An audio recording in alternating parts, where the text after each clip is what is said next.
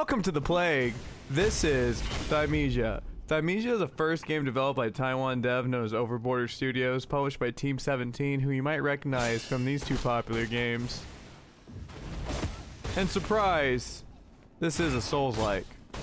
Thymesia is a gnarly first attempt made by a nobody Taiwan studio that came out of the blue and teeters towards more of a Bloodborne fast-paced movement.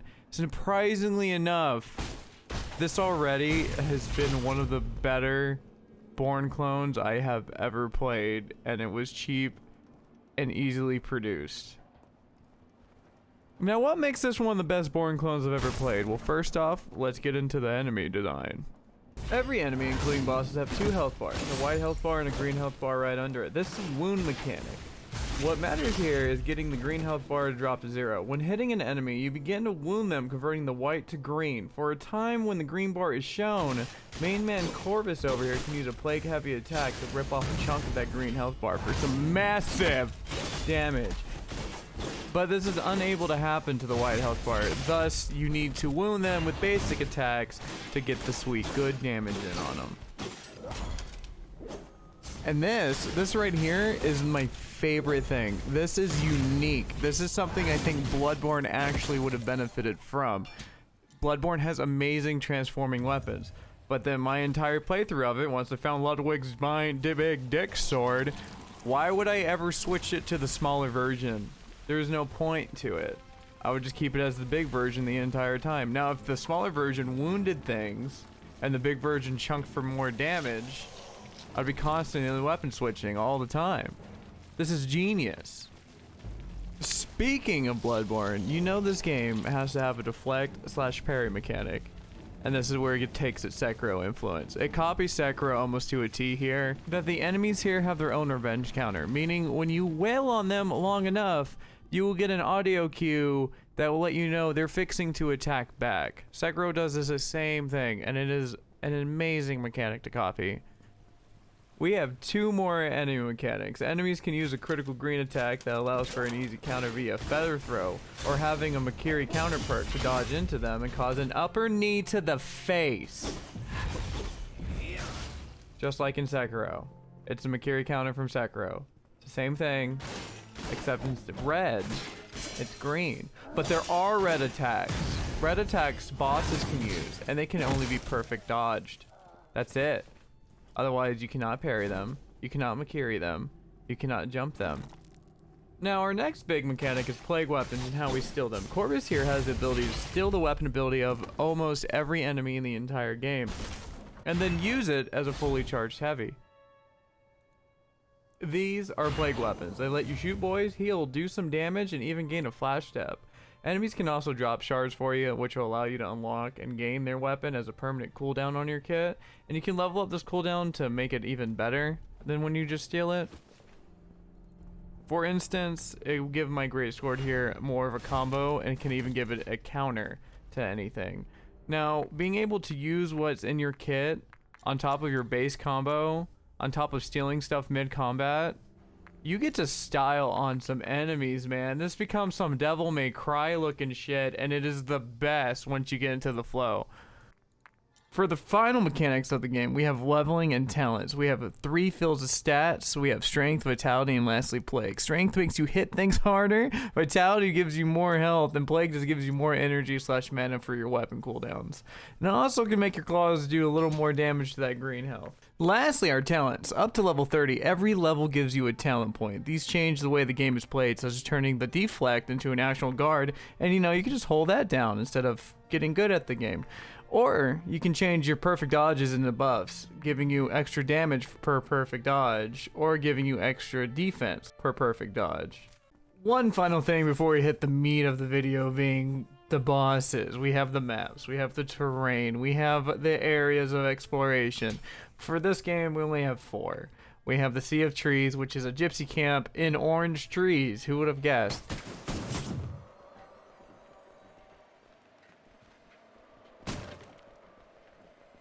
Full of clowns and the plague. We have the Royal Garden that's really just red with knights that are also red. This leads to the underground lab that's also really red.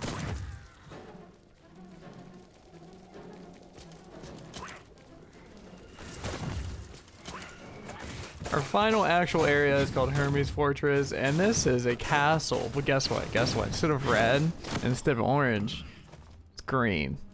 Green Plague. That's where we're at right now. There's technically a 5th area, but that's just a boss arena. We don't include that.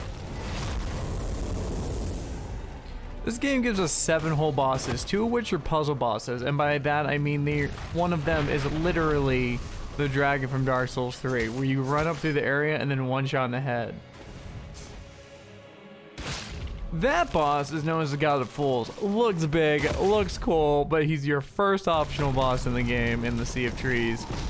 And he's more of a because it's, again, a puzzle boss. There's nothing to it. Not really my cup of tea. Looks cool. Cool set piece. You got me. Our first main boss is Odor. He's a humbler and I love it. Even replaying for this review, he's the only boss that gave me trouble. He teaches you off the bat you need to learn the perfect dodge or the parry mechanic or you're not getting past this man. This man is fast with 2 phases, a little challenging to read with his rhythm, and a little small weapon for a visual cue. Other than that, I have no problems with this boss. Really reminiscent of Gascoigne for me.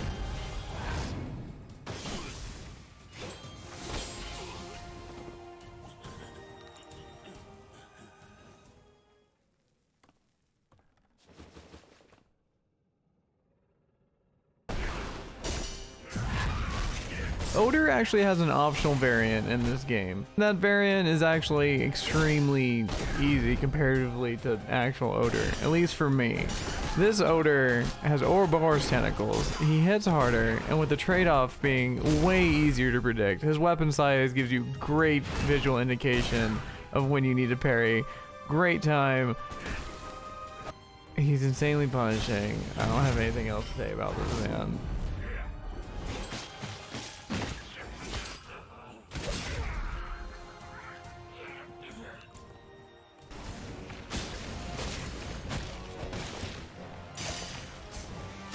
Our next main boss, I should say, is the bitchy Batmother. It's a damn bat. Super easy to get in on, keep doing damage, just keep your distance short. She only has 1 to 3 attacks, and she runs away to heal, unless you hit her with a plague weapon to get a stun. She's more of a gimmicky kind of boss, because she has the healing mechanic. First try this thing, not super hard. Not super impressed by it. I was more annoyed.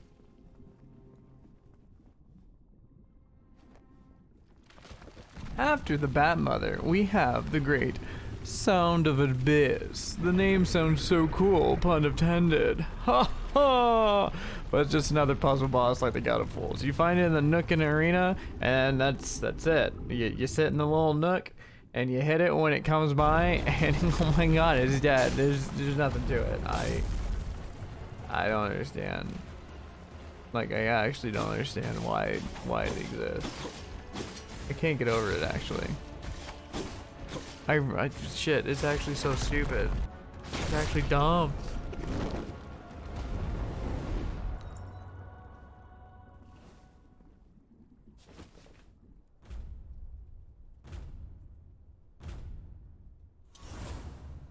Our next main boss is Varg. I can't get over that. His name is actually Varg. It's Guts. Look at him. This man is actually Guts. That's the Guts wannabe in the Plague times. He's a fun fight. Becomes nothing if you understand how to parry, but he stays on you. He only disengages for an ultimate, then re-engages immediately. He's a great time and keeps you on your toes. Really love this knight as much as like grinded for his Plague weapon. I've killed this thing like 20 times.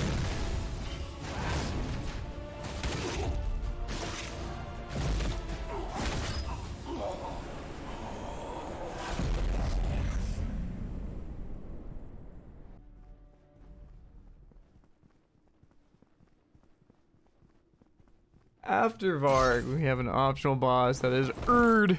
Dude, I don't know these names, I don't understand, but that's Urd. Like, honestly, was coming out of the room, he dies, like, alright, that's Varg right there, tell you what, and Mama's gonna be like, Urd. Stupid. Why did I write this in the script? I don't really know. Anyways, Erd is a fast fight when she throws stabby throwing javelin spears. That's what she does. She throws spears at you, and if you perfect parry them, they land on the ground. They become an AoE later when she just slides them, become an AoE. She's very fun. She has an offbeat rhythm, but once you get it, she is a fast joke of a fight, and I love it. A little easier than Bard, because she's less aggressive.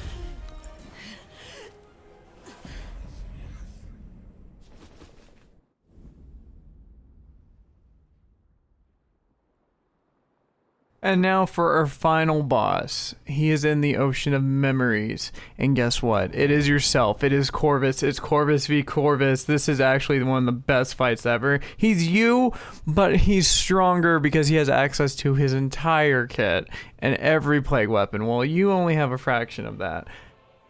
Fighting myself and parrying myself felt so good that that's when this game became a sleeper hit to me. That's it. I have no qualms about this boss. It's what it is. It felt like I got to fight my rival, the greatest enemy, which is myself. God, that was really deep.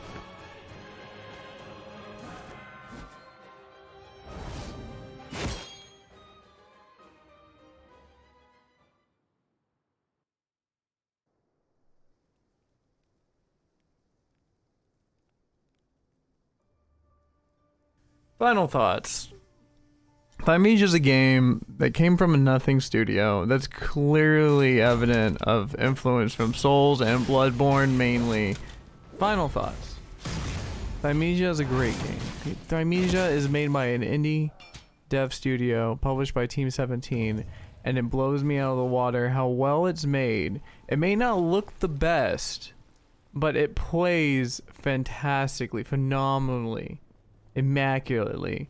It amazes me so much that games like this can be made by an indie dev at the first time attempt at a Dark Souls clone and still be better than anything made by Deck 13. So waiting on you, Deck 13. Maybe one day you'll surprise me. Maybe one day. Let's not any day soon.